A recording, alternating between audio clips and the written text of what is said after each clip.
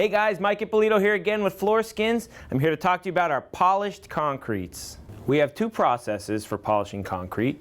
We can either do it wet or dry. Either way, it's going to come up looking great and shiny. As with all of our systems, we must make sure that our floors are dry, clean, and in good condition.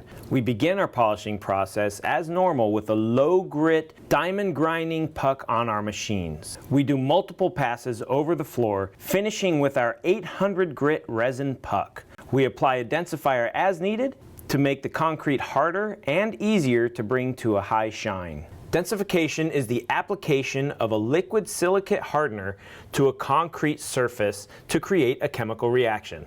The densification reaction process fills in the natural pores and voids in the concrete through a process of crystalline growth. The concrete is densified internally. At this point, we add our sealer, and our final step is to burnish the floor to bring it to a high 1500 grit shine. At any time throughout the process, we can stop and finish the process with the sealer. For instance, Home Depot is a 400 grit finish with a sealer. But if you want more shine, we just continue the process, and we can go all the way up to a 1500 grit finish.